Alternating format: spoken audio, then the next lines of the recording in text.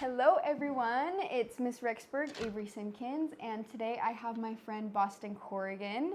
Hello. And I'm interviewing her today about how she's healed her relationships with her mind and her body and others. So she'll give a brief introduction. Hey, I'm Bostyn. Right now I'm going to BYU, Idaho. A little fun fact about me, I'm a twin sister, so... They look very similar. So she has really long hair, so it's nice. You can tell us apart. The reason why I'm on the podcast, I've also been married and divorced. I'm 20 years old. And I've struggled with an eating disorder. And I've been able to really heal my body and my mind. And I'm excited to share some things that I've learned through this whole journey with you guys. So thanks for having me on. All right, perfect. So we're going to start with body.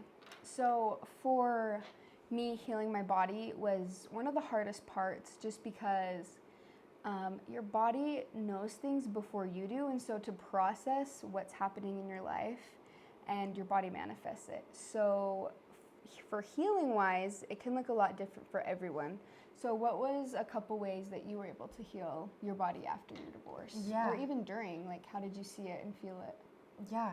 I feel like a big part was realizing that I was talking very negatively about myself. Yeah. And a lot of that came from some things he told me. Exactly. But it had also been patterns that I have had before the marriage as well.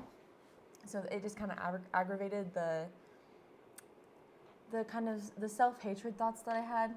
Totally. Hatred is kind of a strong word, but I feel like it fits. Honestly. Yeah, exactly. And I think that in abusive relationships, it can be really hard because not only are you talking about yourself, but you're only hearing bad feedback about yourself as well. And so you really start to believe the things that you're telling yourself. And so I have this little quote that really helped me through the healing journey, which is, your abuse or your situation is part of your story, but it doesn't define you. It's not your identity. It doesn't have to be who you are. So that was something that really helped me. Yeah. So what are some ways that you were able to get over that self-hatred that you talked about? Yeah, I think kind of just journaling and letting myself get all of those thoughts out on the table and being like, wow, these are intense. And like, I think that about myself. Like we think all the time, would you ever say that to a friend? No, I would never say that to anyone. So why am I saying it to myself? I totally agree. Mine was my little sister. Like whenever I'd say something like, I'm not capable or I'm ugly, I'd be like, I would never say that to my sister. And it was never be true. Yeah. It was never true even when I was telling myself that. Exactly. I would even think like, would I want my future daughters to believe this? No. So I need to change the script or else they're going to learn from me all of these things. And so I think journaling all the negative things and then, okay, now I'm going to journal all of the positive things about myself. And it took me a while sometimes to sit there and be like, I don't know. But then I would just say everything I wanted to believe about myself. Yeah. And eventually I started to believe it. And so when I looked in the mirror, I would catch myself saying those negative things. Exactly. And change the script. Yes, I love those words, change the script. I think that that's huge. I think it's hard for a lot of us to be able to catch ourselves in the thoughts that we're thinking. You know, like picking ourselves apart and destroying our self-image. But I love that you've been able to stop that negative thought and not only not have the negative thought, but replace it with a positive one. Yes. And I think you talked about it a little earlier, is that like you look yourself in the eyes. Yeah. I love that because you can see the beauty within, and I can see the beauty within you too. Like you are gorgeous inside and out. So you're so sweet. So anyways, I thought that was something that was really cool that you shared too. Yeah. So when you look yourself in the eyes and like can tell yourself that like, I love you, you're beautiful, you got this, like you're doing so good. Yay. I feel like you really start to believe it. I remember one day, this is months after the divorce, but I was really being intentional about that. And I was just driving in the car and thinking about my life, and I was like, I want to give myself a hug right now. Like, it was weird. I was like, I actually love myself. Like, I'm putting in the work. It's working. I felt that before. Do it. It really can work. Because I had been in some low places, but yeah, it was just a weird feeling, but it was really cool. Yeah, to love yourself. Mm-hmm. And it shows visibly. You know, how much you love yourself, which I talked about in the last video. I think something that's really important too is having unrealistic expectations for ourselves. Yes. I think with social media and everything that we have online, like, is so unrealistic. Like, what does a normal human body look like? No one knows. That's what I was gonna say. We were talking earlier because you see every picture of a woman, she has like chiseled abs. Yeah. And these are women. Yeah. And I'm like, even for a man to have chiseled abs, that's rare. Yeah. But I'm like, how many times have I seen a woman actually look like that? Like never. Like in person. Like maybe like twice. Yeah. Maybe. But even then, it's not even to the extreme that social media puts out there. Yeah. So I think it's really hard, like when we're scrolling on social media and seeing all of those messages, our brain thinks like, this is what it should be because everybody's like this. Exactly. But really, like, that's unrealistic. Yeah, totally. And that was something that I had to learn as well. And even, you know, stop comparing myself, which was hard. You know, I had to unfollow supermodels. I had to realize what a normal woman body looks like, especially at our age, you know, from going from like a high school body to like a more... Yeah, we're a woman, we're an adult body. Exactly. And that's a hard transition to go through. And so to have, you know, those hard thoughts about yourself is something that every girl has to go through. But learning to love yourself is like so important. It's so good to do, and healing that relationship with your body. Absolutely. So I love that. Yeah. Any other things, how you've healed your body? I feel like it's been a hard balance for me to find, because I struggled with anorexia. It started kind of in middle school, and throughout high school I went to treatment for a few months. And then it's been a battle, but I feel like I'm at a very good spot. Like I love my body. I found balance is always something I'm trying to find, but I feel like I have a really good balance. So finding the balance between going to the gym, because I love lifting weights and feeling strong, and I also love fruits and vegetables and making sure I'm getting that in my just daily intake. Yeah.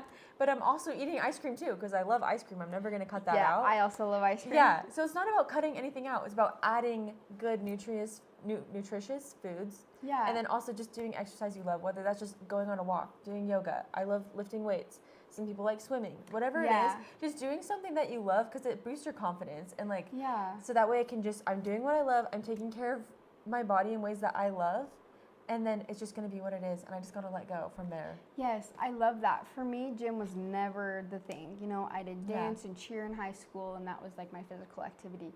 So then when I got out of high school and I kind of had to take my own initiative on my own health, it was really hard to be like, oh, I want to go to the gym where I felt so I don't know what I'm doing. But just even going to the gym and showing up and being like, I don't care if I don't do anything today, but I'm going to go to the gym and just show up. That was huge for me. And that helped create a balance of, I'm okay if I go to the gym and I don't work out, as long as I'm putting in that effort to go. And so I think kind of similarly is creating that balance and being able to eat healthy and understand what is healthy. You know, like getting your protein intake and what's too much ice cream, but what's too much vegetables. Like what is average and normal for the human body, I think is another important thing. And it looks different for everyone. Yeah. But then finding that out for yourself and never comparing. Exactly. Because I have some roommates where we'll go get ice cream, get froyo, the one where you do it yourself. Yes. And they will have a few bites and they're like, I'm full. And I'll fill mine to the top, eat the whole thing. And I'm like, I'm not full. I can round two, you know? Like I just end that way and it's okay. And like, I don't do it every single day, but like, I love eating food. And when I compare it, just makes you feel bad about yourself, and it's just everybody's different. I completely agree. I love that, and I love you. You're awesome. You. Okay, so our next category is mind. So how have you healed your mind, whether that's mental health or really just being able to find yourself again? So how have you been able to do that? So I've been in therapy a few different times in my life. And I feel like there are some benefits to going to therapy. I feel like it is beneficial for people to go at some point in their life, especially like maybe going into their past and talking about the childhood things, maybe things that consciously you're not aware of. Yeah, exactly. But then more than that, I feel like what's been really helpful for me is just like, who am I? What do I want to do? Like, what do I want to do with my life? What do I want to do every day? Like, what foods do I like? And just like really figuring that out. Because I feel like being in an abusive relationship where you kind of lose yourself. It really takes that away from you, your self-identity and who you are. Exactly. So just finding that again and having fun doing that has been super helpful for me. Yeah, and it can be fun. Yeah. You know, it doesn't have to be this dreadful thing like, oh, I don't want to care who I am. Yeah, or I have to journal on the couch for hours. Yeah, exactly. But just doing the little things that help you find yourself, so worth it and so important too. Yes, definitely. So you mentioned journaling before. So you journal, and I also know you're a songwriter. Yes, I love writing music. And she's amazing. She's the most beautiful voice you've ever heard. So how has like songwriting and journaling helped you mentally? Yeah. So journaling, I feel like is helpful. Just like venting all of like the thoughts that I had. Like I used to get in like these spirals, and so it's like, okay, let's get it on paper. How realistic is this? How likely is this going to happen? Not very. And then also like I noticed when I would get into those spirals, I started to like fact check myself and be like, okay, everything's okay. And then like you kind of get to like a place of like, okay, I got it out. It's fine. Like everything's fine. And also just journaling about what happened and just getting it all out there is super helpful. Yes. But then songwriting is kind of an outlet for me where I can... And music is so beautiful. Yes. It really speaks to your emotions and exactly. your heart. So I can get all like the raw emotions out there. And so I think finding an outlet, whether it's art is drawing, but yeah, no. Whatever your outlet is, I feel like it's important to find one of those. Yes, I completely agree. And for me, I also journaled all the way through my marriage and through my divorce. And looking back, I've been able to see how far I've come. Like that was a huge thing for me. Because sometimes I feel like I'm just like stuck in a rut. Like I'm like, oh, how do I get out of this? And then I'll read back like a couple weeks or a couple months. And I'm like, holy cow, like I've come so far. And so that has been really valuable to me with healing my mental health, is to be able to see my growth through journaling. Yeah, I think it's beautiful to like look back and read it. And of course, sometimes you're going to come across phases that you've journaled where you're like, oh, that's painful to read, you know? Yes. But I feel like it's good to sit in that and be like, that, I went through that, you know? Yeah. But look how far I've come. Like, exactly. It's so therapeutic and like really helps you process that trauma in like a healthy way. Agreed. And in a self-help way, but also in a processing way, which I think is really important. So I know that you mentioned something about how you used AI to cope, let's say. So tell us a little bit about that. This was a cool little thing that I saw online. You guys might have seen it. I saw it on an Instagram reel.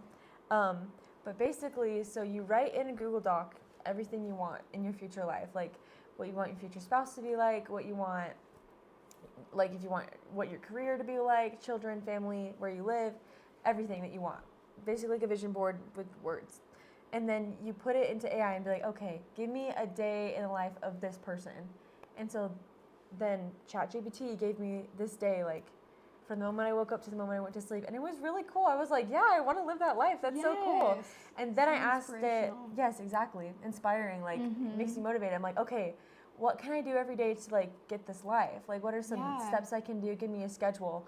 And so it did. It was like, okay, wake up at this time. Yes. Oh. It gave me a little play-by-play of my life, and I feel like that was really helpful to be like, okay, I'm not gonna do this every day. Wake up exactly this time. Do this every day. But it just gave me some like, okay, I feel stuck. This is like a good way to use AI to like kind of help like get out of that rut. And like, hey, I feel motivated, and I feel like I'm going somewhere. I love that, and it also it creates that vision. You know, I think all of us have, you know, an idea of what we want our future to look like, whether that's kids, whether that's a career that we're shooting for in our education. And so to put that all in and really make it a somewhat reality, you know, to be able to visualize it, I think is really cool. And I love that you did that. That's so cool. Yeah, it's fun. I would recommend it. You guys should try it. Yes, definitely give it a try. I'll have to. Yeah. I'll have to as Tell me how it goes. Yeah, as Miss Idaho. Okay. So I think that is all for mind. So moving on to how you've healed relationship with others. So I know that for me, right after my marriage ended and my divorce, I had been isolated from my family, from really my support system. And so building back those relationships was really hard, but really healing. So tell us a little bit about your story in your marriage to coming to healing. Yeah, I think like we've talked about this, and I've learned a lot about this in my classes, but isolation is a really big sign in abusive relationships. Yeah. So I also struggled I dealt with that. And I think it was hard because you're so brainwashed. Yeah.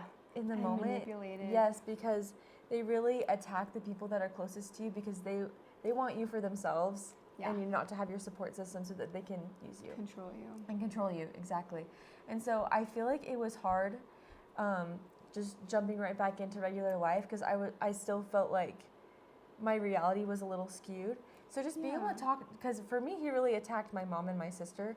So to be able to talk to my mom and be like, Mom, I'm having these thoughts. Like, this is some things he would say. And like, I'm very thankful that my mom was a safe place where she could be like, yeah, tell me about that. Because like, and she can fact check and be like, I love you. Like, that is not true. And just being able to like talk through it, be like, you're right. Like, that's not true. That's not who you are. I've always known that. And kind of being able to figure that out again and having a safe place to do that. I had the exact same thing with my mom where I'm like, I just don't even know if I can trust you. I feel like I've created these weird opinions that I don't even know if they were my own. Yeah. And so to be able to build back that relationship and have real and honest conversations that are hard and scary. You know, they're not comfortable conversations that you want to have. But just to be able to reflect and be like, okay, these are things that I think and that I feel. What do you think and what do you feel? And let's compare and really see what the reality is. Yeah. Because, you know, my mom thought that I hated her and I thought that she hated me. You know, in reality, we just both loved each other and it was just a sad thing that was happening. You were hurt. And, you know, we'd been manipulated and brainwashed, and so we were confused in the reality of what our life actually was. And so, and another thing that's important is when those stuff does happen, like when you do get manipulated, a lot of it is not your fault for believing them or falling into the deception, because it's so convincing. It's so almost like, it just seems like, oh, I trust this person with my life, and so I'm choosing to believe you because I trust you. And so for abusers, you know, they abuse that privilege of trust, I guess. Yes. And so realizing that it's not your fault if you believe them, which was hard for me to realize too. Yeah, and a lot of times those who fall into these abusive relationships are usually the ones people who are trusting and are good-hearted and want to give someone the benefit of the doubt, which we've seen through all the people that we know. Like everyone we know is like are just like, you're just an amazing person. And so it's so hard because they see that and sadly abuse it. Yeah. And so, yes, not your fault, but I think just being able to talk to those people and use your communication to like mend that relationship is so important. Yes, I completely agree. Totally. For me, something that was really important to do was to be able to reach out to also family and friends. You know, they didn't really understand where I stood, or a lot of the times they didn't even know what my situation was or that I was even able to get out of my marriage. And so for me, it was kind of having to like tell people, open up, and really regain that support system that I had lost. So that was important for my growth. Yeah, definitely. So you shared a story about your mom and how she helped you. Yes. So tell us a little bit about that. Yeah, so my mom, throughout my divorce, she'd always been like a shoulder to cry on, and like was always there for me and listened to everything I had to say. But there's a moment where I was just breaking down in the car, and I was like, what if I made the wrong choice? What if I didn't try hard enough? What if it wasn't as bad as I thought? And she just looked me in the eyes and she was like, no, like, you are stronger than this. Like, you have to stop breaking down. Like, you can't give in to these thoughts anymore. And she just like said that like very strongly in my face, obviously with so much love for me. I knew that's who she was. But I needed that kind of slap to the face to be like, you're right, I am stronger than this. I need to get up and move on. Yes. And I feel like that was very important for me. So being able to have that humility, like even if it comes across that way, to be like, okay, I know that this person loves me. Well, like, sometimes it does take those moments of like feeling the sad and then moving on is important as well. I love that. I think that's great advice. Okay, any last advice for people who are either in relationships that they need to get out of, or advice for healing, and just your overall just biggest advice you can give? I feel like for those who are in these situations, it's obviously very hard to like know if you're in one of these. So getting educated, like listening to podcasts like these and like other people who've been in similar situations really look at it open-mindedly. Like, okay. Yes, very open-minded. Yes, like what is real? Like, what is me looking through rose-colored glasses and idealizing this person? And like, what am I actually feeling? Because like, your body knows. And I know for me, like, I defended my ex-husband with my life, and until I was like, okay, I need you said this earlier, it's like, whose peace am I protecting? Yeah.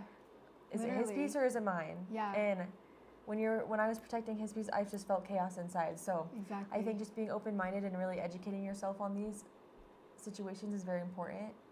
And then people who are going through the divorce, I would just say just go easy on yourself and get lots of rest and surround yourself with good people who love and care about you. Yes. So like, I totally agree. My advice. All right. Oh, well, thank you. Yes, thank you for having me on. It's always such a pleasure. Okay, we will see you guys next time on our next interview. Bye.